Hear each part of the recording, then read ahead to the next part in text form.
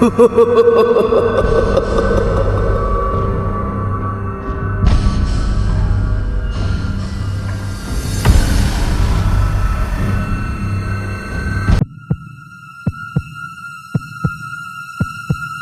say your home is supposed to be your safe place. But what happens when the walls themselves turn against you? I'm Angela, and last month, I learned that some nights can change everything you believe about reality. By the end of this story, you'll understand why I can never be alone in my house again. Before we start, I need to warn you, this isn't fiction. This is my real experience from 3 weeks ago, the night that destroyed my sense of safety forever.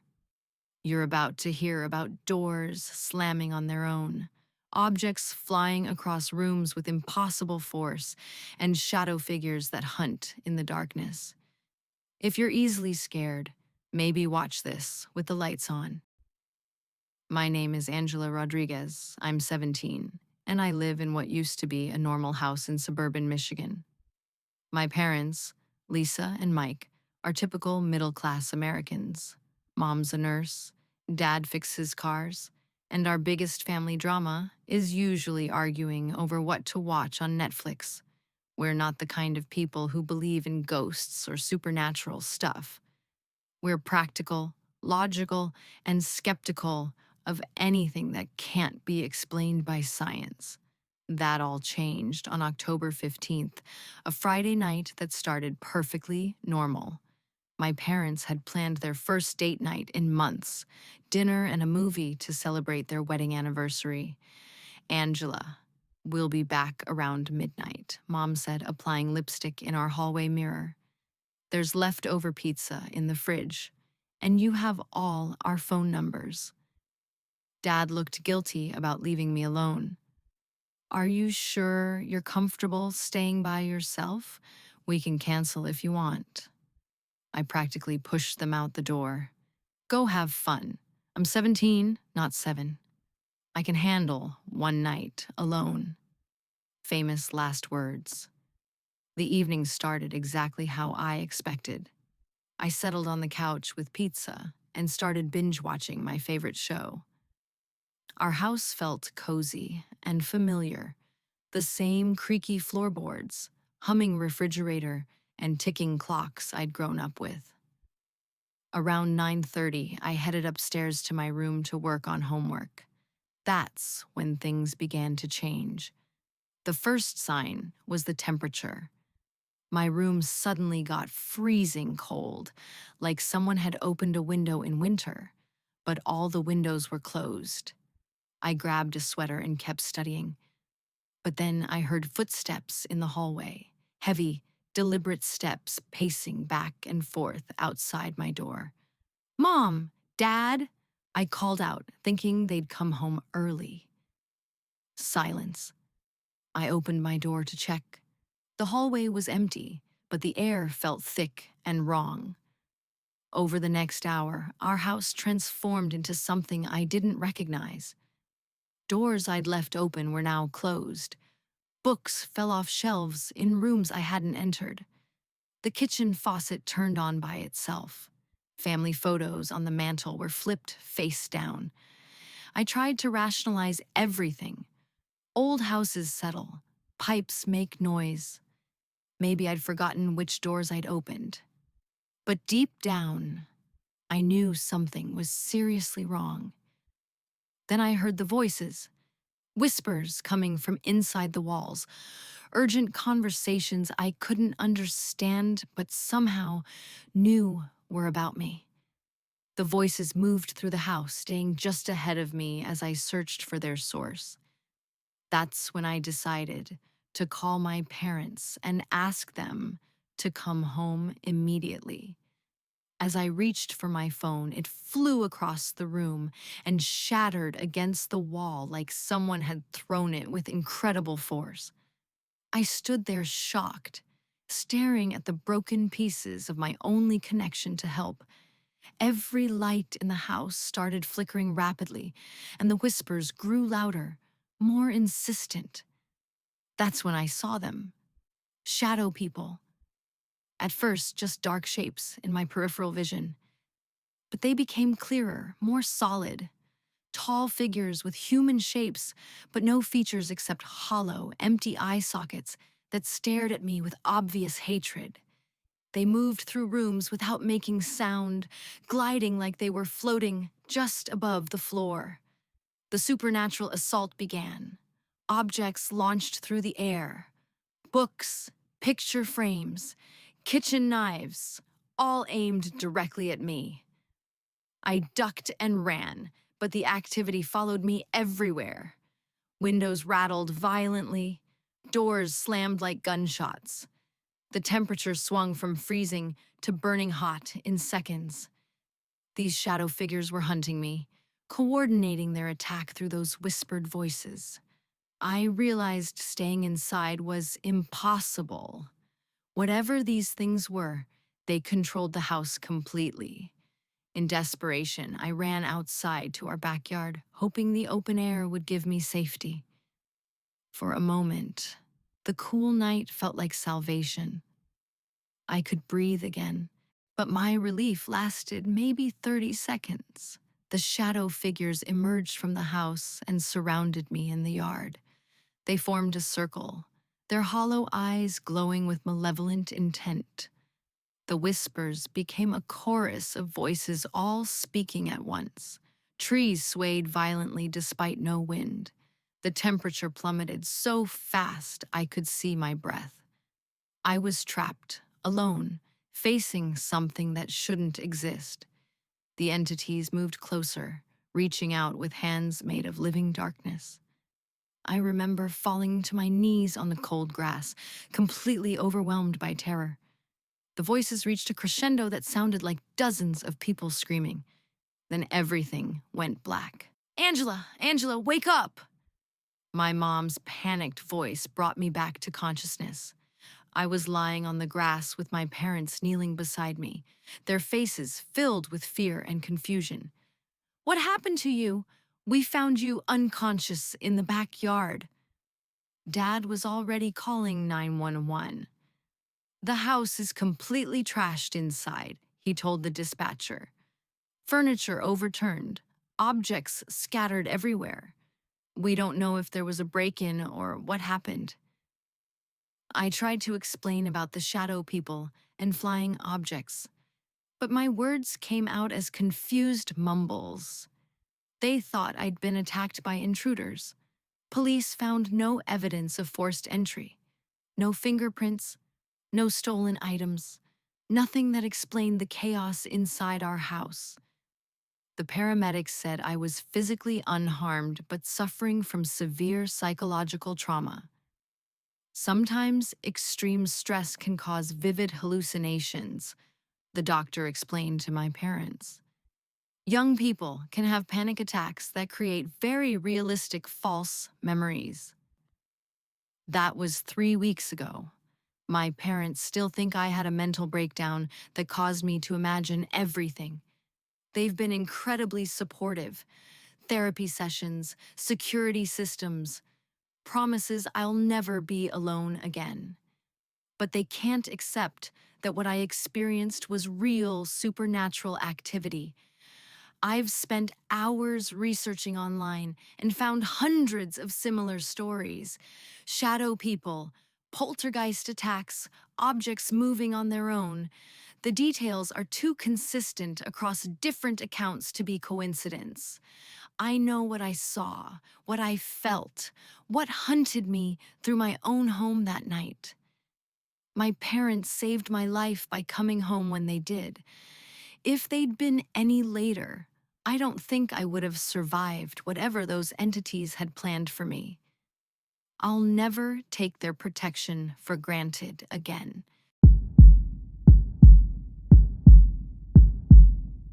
What would you do if your own home became a battleground against forces you couldn't see or understand? I'm Tina, and I'm about to tell you the most terrifying story of my life. The night my brother Max and I discovered that sometimes The people who are supposed to protect you aren't there when evil comes calling. 3 months ago, my 13-year-old brother and I experienced something that changed us forever. We witnessed furniture moving on its own, heard voices calling our names from empty rooms, and saw things that shouldn't exist hunting us through our own house. This isn't some made-up ghost story. This is what really happened when we were left alone for one night. If you're watching this by yourself, maybe turn on all the lights because what I'm about to share will make you question every shadow in your own home. My name is Tina Walsh. I'm 16 years old, and I live with my parents and younger brother, Max, in a quiet neighborhood in Wisconsin. Our family is pretty normal.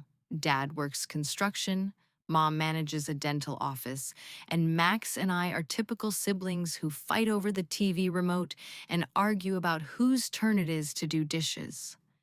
We're not the kind of people who believe in supernatural stuff. We're practical, down-to-earth folks who have logical explanations for everything. At least, we were until that night proved us wrong about what's really possible in this world. It was a Saturday evening in late November when our parents decided to drive 3 hours to Milwaukee for our grandmother's surprise birthday party. "Tina, honey, you're in charge," Mom said, checking her purse for the third time. "We'll be back tomorrow afternoon. Max needs to be in bed by 10, and you know where we keep all the emergency contact numbers." Dad looked uncomfortable about leaving us alone overnight. "Are you sure you two will be okay by yourselves? Your aunt lives 20 minutes away if you need anything." I rolled my eyes and assured them we'd be perfectly fine. "We're not little kids anymore, Dad. Max is 13 and I'm 16. We can handle one night without adult supervision." Max nodded enthusiastically from beside me, clearly excited about having the house to ourselves. Our parents finally left around 6:30, and we settled in for what we thought would be a fun night of junk food and staying up late watching scary movies. The first few hours were exactly what we'd hoped for: pure freedom without parental rules. Max and I ordered pizza, raided the snack cabinet, and started a horror movie marathon in the living room. We were having a blast making fun of the ridiculous special effects and trying to scare each other during the suspenseful scenes.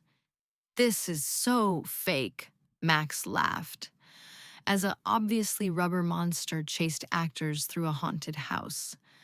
"Real ghosts would be way scarier than this garbage." I agreed, but something about his words made me feel uneasy, like he was tempting fate by challenging the supernatural. Around 10 o'clock, we decided to move the party upstairs to my room, where we could keep watching movies on my laptop without waking the neighbors with our loud commentary. That's when we first noticed that something felt different about our house. The familiar sounds we'd grown up with, the furnace cycling on and off, the old pipes settling, the grandfather clock chiming in the hallway, seemed muffled and distant. "Is it just me, or does everything seem really quiet tonight?" Max asked, pausing the movie and looking around my room with a puzzled expression. I listened carefully and realized he was right. The normal background noise of our house had been replaced by an oppressive silence that felt almost alive. "Maybe it's just because Mom and Dad aren't here," I suggested, trying to sound more confident than I felt. Houses always sound different when there are fewer people moving around. But as we sat there in the unusual quiet, we both began hearing things that didn't make sense. Soft footsteps in the hallway outside my door, even though we were the only ones in the house. The sound of doors opening and closing downstairs, despite the fact that we'd been together in my room for the past hour. Tina, did you hear that? Max whispered, his eyes wide with concern. I had heard it, but I didn't want to admit how scared I was becoming. Over the next hour, the strange sounds escalated into something that challenged everything we thought we knew about reality. We heard voices, not from outside or from neighbors, but coming from inside the walls of our house. Whispered conversations that sounded urgent and conspiratorial, like people were discussing secrets they didn't want anyone to overhear. Max and I looked at each other with growing alarm as the voices seemed to move from room to room throughout the house. Maybe it's the TV downstairs, Max suggested, hopefully. Maybe we left it on, and the volume is really low. We crept downstairs to check, but the television was off, exactly as we'd left it. The living room felt colder than it should have been, and I noticed that several family photos on the mantel had been turned face down. I didn't touch those, I said, pointing at the pictures. Max shook his head quickly. Me neither. They were fine when we came upstairs. That's when we heard our names being called. Tina. Max. The voices came from different parts of the house simultaneously, as if multiple people were trying to get our attention at once. But they weren't our parents' voices, or anyone we recognized. They sounded hollow and echoing, like they were coming from somewhere very far away. This is not normal, Max said, his voice shaking with fear. We need to call Mom and Dad right now. As I reached for my phone to call our parents, it suddenly flew out of my hand and crashed against the wall with tremendous force. The screen shattered completely, leaving us with no way to contact the outside world. Max's phone suffered the same fate seconds later, launching across the room as if thrown by an invisible hand. We stood there in shock, staring at our broken phones, when every light in the house began flickering rapidly in a pattern that seemed almost like Morse code. Then we saw them, the shadow people, dark, human-shaped figures that moved through our house with purpose and intelligence. They were taller than normal people and seemed to glide rather than walk, their forms darker than the shadows they moved through.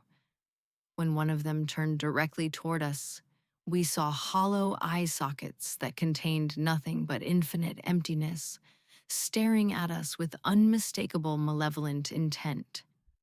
Oh my God, Tina, do you see that? Max grabbed my arm so tightly I knew I'd have bruises later. I saw it, all right, and I wished desperately that I didn't. These weren't hallucinations or tricks of light.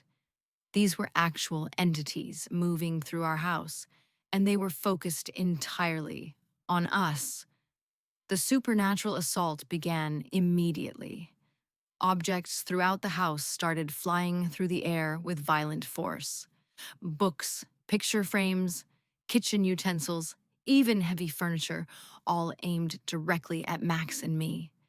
We ducked and ran, trying to find somewhere safe to hide, but the paranormal activity followed us into every room. Windows rattled violently despite the calm night outside. Doors slammed repeatedly with sounds like gunshots. The temperature fluctuated wildly from freezing cold to stifling hot within seconds. Max and I held hands and ran through the house, desperately searching for somewhere these things couldn't reach us.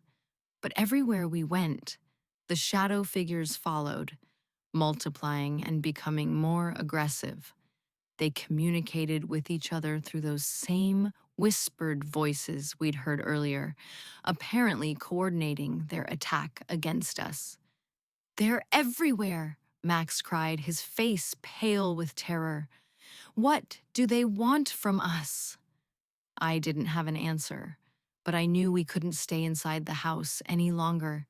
These entities had complete control over the indoor environment and were using it to terrorize us systematically.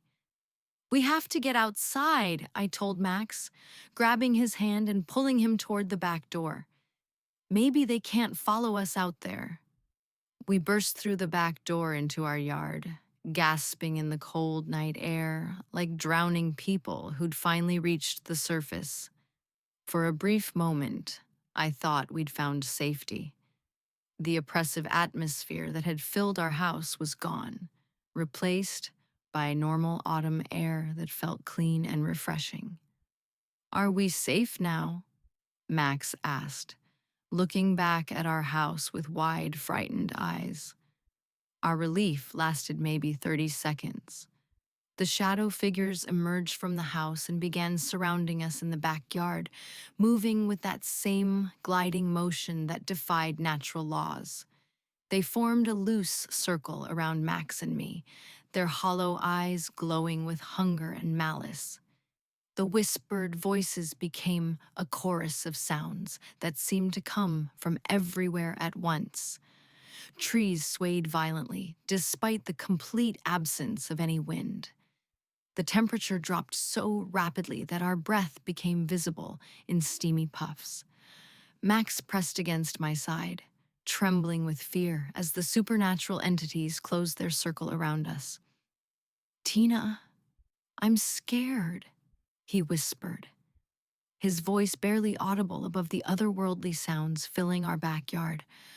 I put my arm around him protectively, even though I knew there was nothing I could do against forces like these. We were trapped, alone, facing something that shouldn't exist in the rational world we thought we understood. The shadow figures reached toward us with hands that seemed to be made of living darkness. I could feel their malevolent presence pressing against my mind, trying to invade my thoughts and take control of my actions. Max and I huddled together on the cold grass, holding each other as the supernatural assault reached its terrifying climax. Then, just when I thought we were lost forever, I heard the most beautiful sound in the world: car doors slamming in our driveway. "Tina! Max! Where are you?" Our parents' voices cut through the supernatural chaos like swords of light. The shadow figures immediately began retreating, their forms becoming less solid and distinct as Mom and Dad's flashlights swept across our backyard. "We're here!" I screamed, my voice hoarse from terror. "We're in the backyard. My God, what happened to you two?" Mom rushed to us, dropping to her knees on the grass and pulling both Max and me into her arms. We got a terrible feeling something was wrong and decided to drive back tonight instead of staying in Milwaukee. The house looked like a war zone when we walked in. Dad was already checking us for injuries while scanning the yard with his flashlight, clearly confused by the scene he'd discovered. We tried to explain what had happened: the voices, the flying objects, the shadow people who had hunted us through our own home. But our words came out as panicked, incoherent rambling that probably sounded like the ravings of two traumatized teenagers.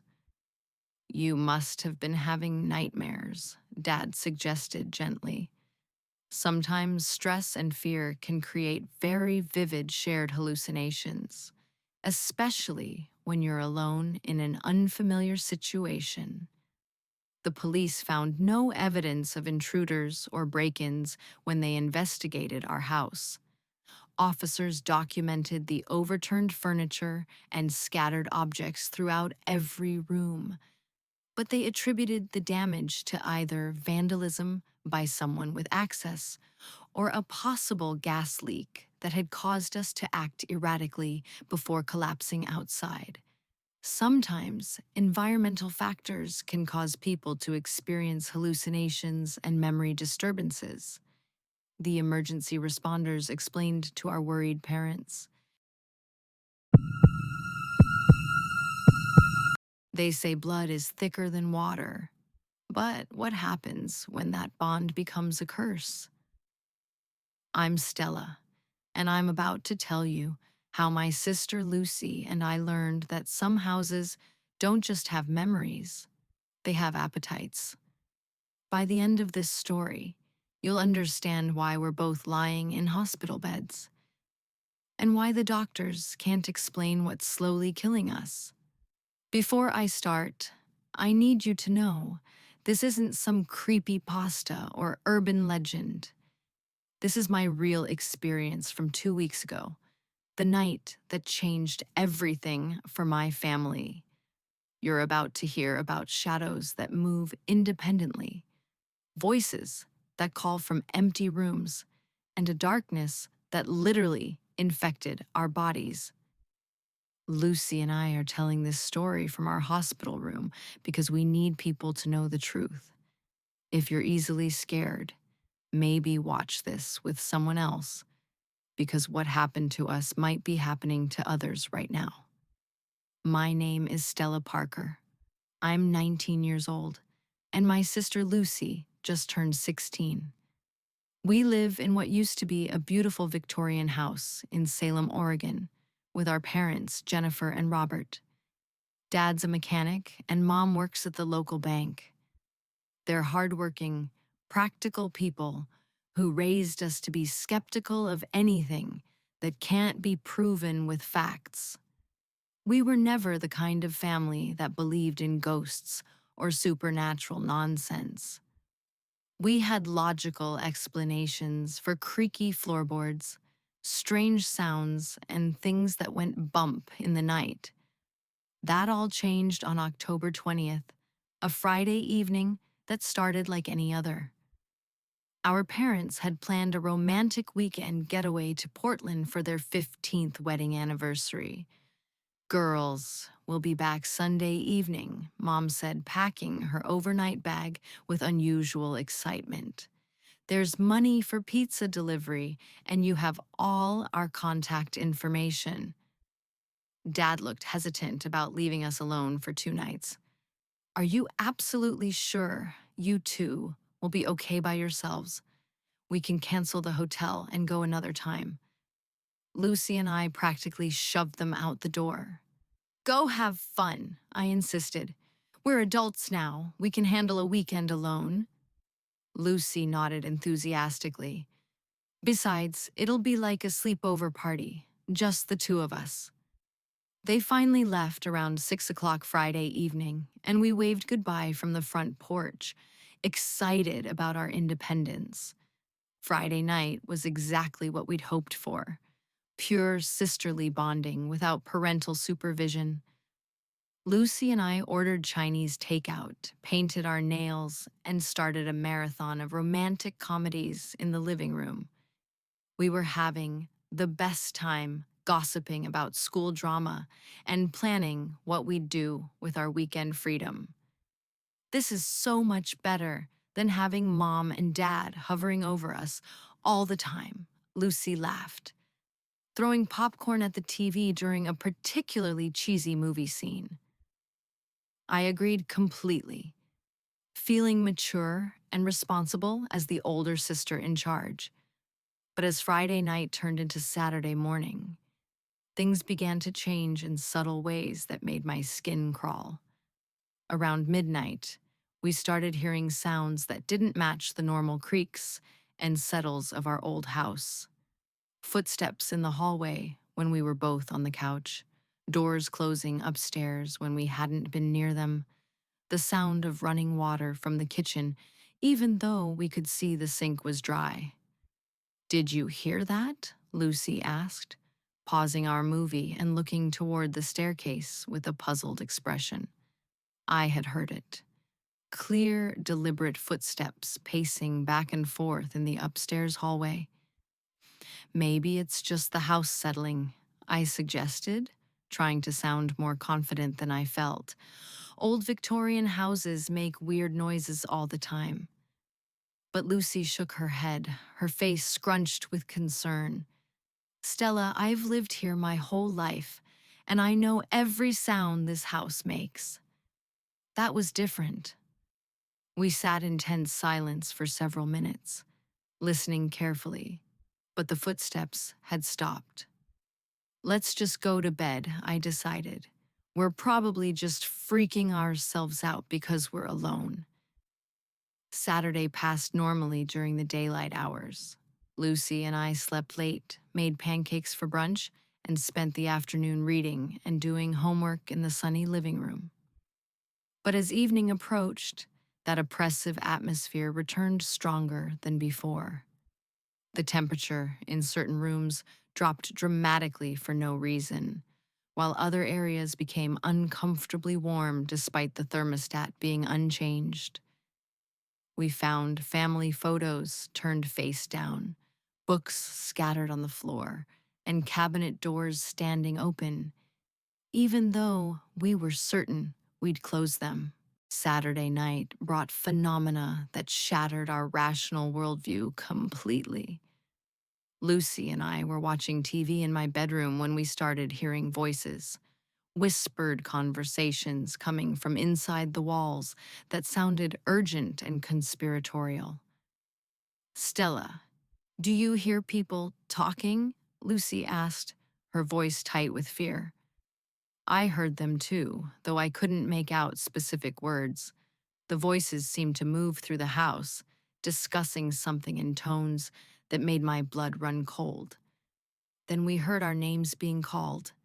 Stella. Lucy.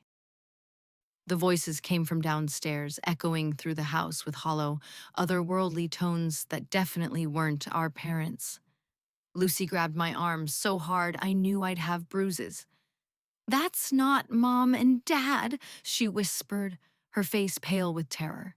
"They're not supposed to be back until tomorrow night." We both knew our parents' voices intimately, and these sounds came from something else entirely. As we huddled together on my bed, afraid to investigate the voices, objects throughout the house began moving on their own. We heard crashing sounds from downstairs, books falling, dishes breaking, furniture being overturned. When we finally worked up the courage to check, we found chaos in every room. Picture frames had been thrown to the floor, chair cushions scattered everywhere, and kitchen utensils spread across the counters like someone had ransacked our home. "We need to call Mom and Dad right now," I said, reaching for my phone with shaking hands. But as I tried to dial, my phone flew out of my grasp and shattered against the wall with tremendous force. Lucy's phone suffered the same fate seconds later, leaving us completely cut off from any way to contact help. Every light in the house began flickering rapidly, while those hollow voices calling our names grew louder and more insistent. That's when we saw them, shadow figures moving through our house with predatory intelligence. They were tall, impossibly thin shapes that glided rather than walked, their forms darker than the shadows they moved through. When one turned directly toward us, Lucy screamed. Its face was a void of absolute darkness with hollow eye sockets that contained infinite emptiness, staring at us with unmistakable hunger. "Stella, what are those things?" Lucy pressed against my side, trembling with terror, as more shadow figures appeared throughout the house. I didn't have an answer, because I'd never seen anything like them in my life. These weren't hallucinations or tricks of light. These were actual entities moving through our home, and they seemed focused entirely on Lucy and me. The supernatural assault intensified dramatically. Objects launched through the air with violent force. Books, picture frames, even heavy furniture, all aimed directly at us. Lucy and I ran from room to room, trying to escape, but the paranormal activity followed us everywhere. Windows rattled violently despite the calm night outside. Doors slammed repeatedly with sounds like explosions. The temperature swung from freezing to burning hot within seconds, making it impossible to catch our breath. But the worst part was what started happening to our bodies. As the shadow figures surrounded us, we began feeling sick in ways that defied medical explanation. Our skins started burning like we'd been exposed to radiation. Nausea hit us in waves so severe we could barely stand. Lucy doubled over, clutching her stomach. "Stella, something's wrong with me," she gasped. "I feel like I'm dying." I felt it too. A sickness that seemed to come from inside our very cells, like something was poisoning us from within. The shadow figures communicated with each other through those same whispered voices, apparently coordinating their attack. As they moved closer, the sickness in our bodies intensified. Our skin developed strange rashes that appeared before our eyes. Our hair began falling out in clumps. We were literally being consumed by whatever evil had invaded our home. Lucy collapsed first, her body convulsing as the supernatural sickness overwhelmed her system.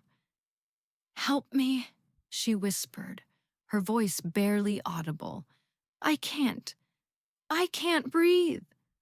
I tried to help her, but I was struggling with the same mysterious illness.